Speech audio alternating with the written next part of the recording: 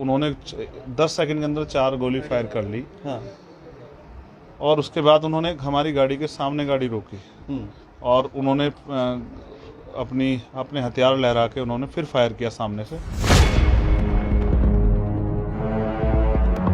मैं तो यही कहूँगा कि इस तरह के हमले लोकतंत्र में बर्दाश्त नहीं किए जा सकते हैं। कई बार ऐसा देखा गया है कि सरकार ने अपराधियों को संरक्षण किया, उसका परिणाम ये हुआ कि आज सरेआम गोलियां चलने लगी।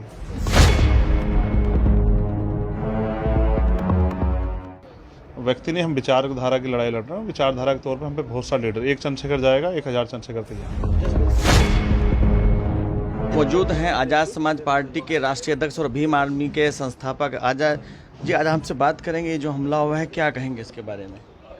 ये तो हमलावरी कह सकते हैं, मैं क्या कह सकता हूँ। मैं तो यही कहूँगा कि इस तरह के हमले लोकतंत्र में बर्दाश्त नहीं किए जा सकते हैं। लोकतंत्र में आलोचना विरोध का सबको अधिकार है। बिल्कुल।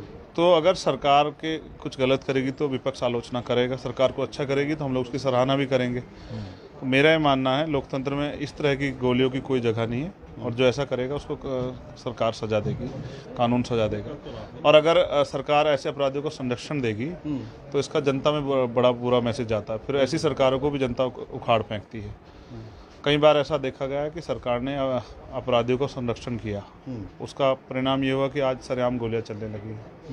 आप अगर जो वर्तमान की सरकार है उनके नेताओं की भाषा शैली देखोगे, गोली मारो सालों को गोली। अब ये गोलियां सड़कों पे आ गई हैं। पहले कोर्ट में चली, पुलिस सुरक्षा में चली, अब ये सड़कों पे आ गई हैं। अब ये आम लोगों के लिए गोली आ गई। तो मैं समझता हूँ ना, तो इन नेताओं कहने का असर होता है। जैसे मैं अपील कर रहा हूँ कि लोग शांति बनाए रखें, मेरी बात का असर है। उस तरह उनके जब नेता गोली मारने को कह रहे तो उनके कार्यकर्ताओं पर भी इसका असर है। तो मुझे उम्मीद है कि पुलिस, अच्छे अधिकारी यहाँ हैं, वो घटना को खोलेंगे। और मैं चाहूँगा घटना को मैनिपुलेट ना किया जाए। मुझे भी पता लगना चाहिए कि मुझसे किसको खतरा है या कौन मेरी जान लेना चाहता है। मैं भी अपने संगठन के लाखों लोगों की उम्मीद हूँ। तो अगर वो मेरी हत्या करना चाहते हैं तो वो ये गलतफहमी अपने दिमाग से निकालें। व्यक्ति नहीं, हम विचारधारा की लड़ाई लड़ रहे हैं। विचारधारा के तौर पर हम पे बहुत सा लीडर, एक चंद्रशेखर जाएगा, 1000 चंद्रशेखर तैयार। कितने चंद्रशेखर को मारोगे? जिस दिन आप आए वो हमलावर, क्या उनको आप, जैसा आपने कहा है, कहीं बात आई कि आप उनको पहचानते हैं, उनको देखा है आपने? हाँ, मैंने देखा उनको। जब उन्होंने 10 सेकंड के अंदर 4 गोली फायर कर ली। हाँ। और उसके बाद उन्होंने हमारी गाड़ी के सामने गाड़ी रोकी और उन्होंने अपने हथियार लहरा के उन्होंने फिर फायर किया सामने से। तब मैंने उनको बिल्कुल सामने देखा, जैसे आप मेरे बैठे हुए। अच्छा। और मैंने पुलिस को बताया सारी चीज़ें। मैंने यहाँ के एसएसपी को फ़ोन करके बताया कि मेरी गाड़ी पर मुझे हमला, मुझे गोली लगी। मैंने उनको बताया। देखो, हम टकराना चाहते तो उस दिन भी बहुत कुछ हो सकता था, लेकिन हम संविधान को मानने वाले लोग हैं, इसलिए हम लोग चुप हैं। अगले दिन ईद का त्यौहार था। मैं नहीं चाहता था कि हमारे त्यौहार में जो हमारे साथी मुस्लिम भाई ईद का त्यौहार मना रहे हैं, उनको किसी आप पहचानते हैं उनमें से? हाँ, मेरे सामने आएगा। मैं आपने नाम पुलिस को दिया हो? नहीं, मैं नाम से नहीं जानता, मैं शक्ल से पहचानता। मैंने सामने से देखा, जैसे आपको देख रहा हूँ ना, तो नाम तो मुझे आपका भी नहीं पता है। हाँ। लेकिन मैं अगर भविष्य में आप कहीं मुझे मिलोगे तो मैं पहचान लूँगा।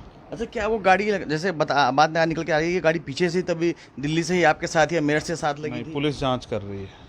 मुझे यहाँ तक पता लगा कि टोल पे वो गाड़ी 10 साढ़े 10 बजे आ गई थी और तब से वहीं घूम रही थी। और मैंने तो बाद में वीडियो देखी कि उन्होंने 10 से 15 सेकंड के अंदर 4 फायर की हमारी गाड़ी। वो हमारी किस्मत अच्छी थी, या समझिए कि हम पे अपने जिस काम के लिए हम पैदा हुए हैं, कुदरत ने हमें ज़िंदगी दी, वो काम अभी पूरा नहीं हुआ। इसलिए अभी हमें और जीवन है, इस जीवन को भी उसी मिशन में लगाना जिसमें बाबा साहब अम्बेडकर, माननीय काशीराम साहब ने अपना जीवन अर्पण किया। बचा हुआ जीवन, जो नया जीवन मिला है, उसी काम के लिए, उसी आंदोलन को पूरा करने के लिए लगा रहेगा। अच्छा, कई जनप्रतिनिधि, कई नेताओं ने आपसे बात की, राहुल गांधी जी ने, अखिलेश जी ने आपसे बात की? सबका धन्यवाद, सबका अच्छा, धन्यवाद। क्या बहुजन समाज पार्टी की मायावती जी आपसे बात की है?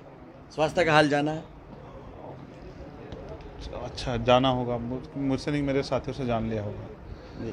उनका प्यार मुझे हमेशा मिलता रहता है। चलिए, हाँ। पंजाब केसरी परिवार भी आपके स्वास्थ्य की जल्द से कामना करता है। मैं भी ये प्रार्थना करता हूँ जी कि सरकार से मेरी अपील है कि मीडिया के साथियों को भी सुरक्षा का माहौल दें। वो जनता की आवाज़ उठाते हैं। अगर किसी ऐसे विरोधी को उनकी आवाज़, जिसकी आलोचना बुरी लगी और किसी मीडिया के साथी को, उनका भी परिवार है।